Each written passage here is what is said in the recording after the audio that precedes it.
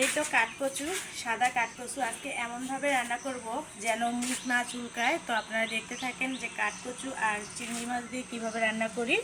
তো এত মজা লাগে এই আমি যেভাবে রান্না করব। সবাই কিন্তু ফুল ভিডিওটি দেখতে থাকেন। এখন আমার এই চ্যানেলে কিন্তু আপনারা শুধু রান্নার ভিডিও দেখতে পারবেন, গ্রামীণ রান্নাবান্না। তো এখন আমি এগুলো কেটে নেব।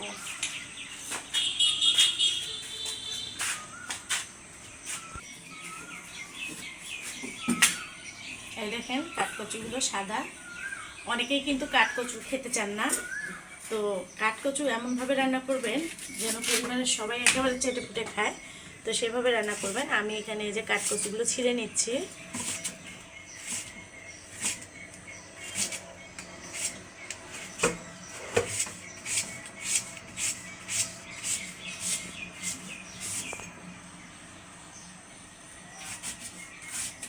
আমি কিন্তু চিকন চিকন করে কেটে নিচ্ছি।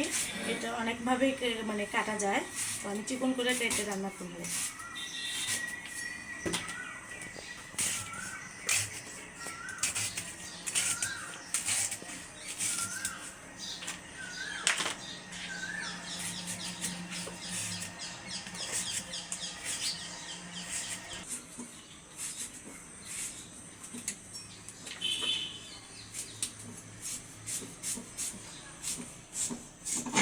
এই যে আপনারা চাইলে কিন্তু এভাবে কেটে নিতে পারেন।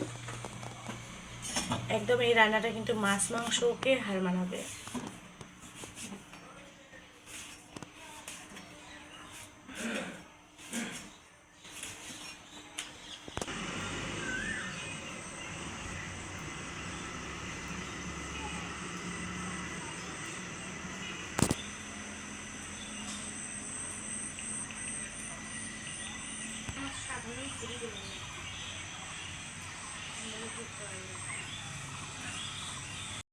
আমার কিন্তু কচু কাটা শেষ, ধুয়ে নিলাম।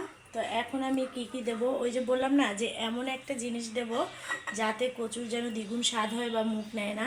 তো এখন আমি এখানে দিয়ে দেবো এই যে 3টি রসুন, দিয়ে দেবো 1 চিমটি আদা ফালা, আর এই তো তিল। ঠিক আছে, তিলটা বাটারটা দিলে অনেক টেস্টি হয় এবং মুখ নেয় না। তো আমি এখন এটা দিয়ে দেবো। এরপরে দিয়ে দেবো হালকা করে জিরা, খুবই হালকা করে দিয়ে দেবো জিরা। এরপর দিয়ে দেবো গরম মশলা।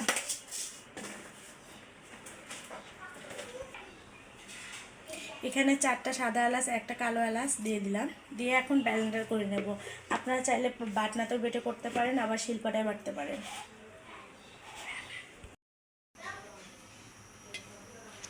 দিয়ে দেবো সয়াবিন তেল। এরপরে দিয়ে দেব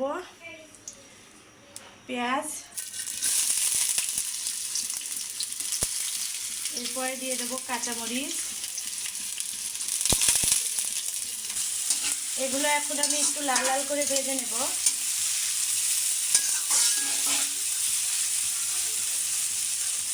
আমার কিন্তু এই যে মরিচ পেঁয়াজটা লাল লাল করে ভেজে নেওয়া হয়েছে। এখন কিন্তু এই যে বাটা মশলাগুলো দিয়ে দেবো।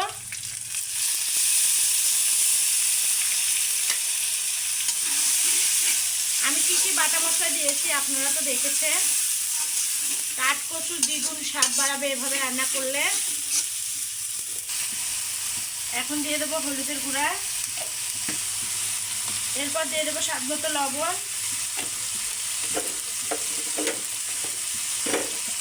এরপর দিয়ে দেবো ধনে গুঁড়া।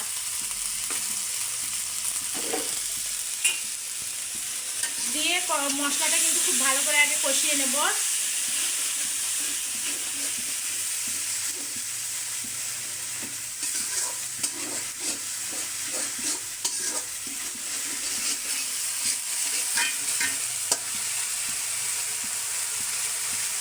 মশলাটা কষানো হয়ে গেছে। এখন দিয়ে দেবো চিংড়ি মাছগুলো।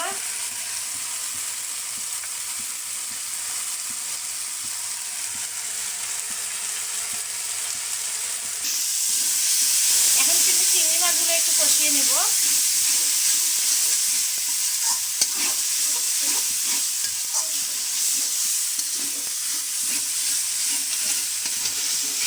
খুব ভালো করে কিন্তু কষাতে হবে। এই যে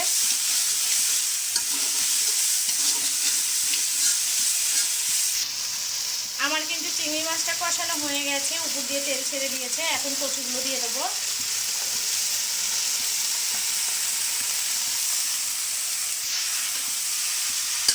এখন এগুলো ভালো করে নেড়ে চেড়ে নেবো।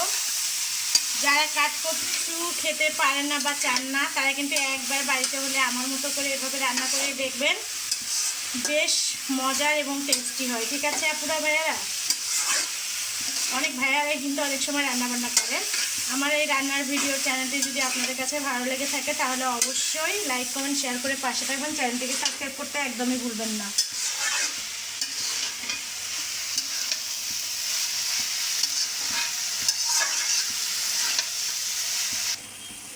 দেখেন ঝোল কিন্তু অলরেডি উঠে গেছে। তো আমি এখন হচ্ছে ঢেকে দেব কষিয়ে নেওয়ার জন্য। এটা দেখেন, এর থেকে যে ঝোলটা উঠেছিল সেটা দিয়ে কিন্তু আমি কষিয়ে নিলাম। তো এখন কিন্তু আমি এই যে কষানোর পরে একটু হালকা করে ঝোল দিয়ে দেব। এখন হচ্ছে ঝোল দিয়ে দেব ঠিক যতটুকু লাগবে, আমি ততটুকুই দিয়েছি, যেহেতু আমি ভাজা ভাজা করে নেব। এই তো দেখেন কাঠকচুটা রান্না হয়ে গেছে। এই যে একদম ভাজা ভাজা করে নিচ্ছি, একদম কোনো রস নেই। ঠিক আছে, তো এখন হচ্ছে আমি ভাজিটা তুলে নেব। আমি কিন্তু আলাদা একটা প্লেটে ভাজিগুলো তুলে নিলাম। আপনারাও চাইলে কিন্তু কাঠকচু এভাবে চিংড়ি শুটকি দিয়ে বা চিংড়ি মাছ দিয়ে রান্না করে খেয়ে দেখতে পারেন, খুবই সুস্বাদু একটা খাবার। তো এই যে দেখেন আমার রান্নার ফাইনাল লুক। তো কেমন হয়েছে অবশ্যই কিন্তু কমেন্ট করে জানাতে ভুলবেন না। সবাই ভালো থাকবেন, সুস্থ থাকবেন। আল্লাহ হাফেজ।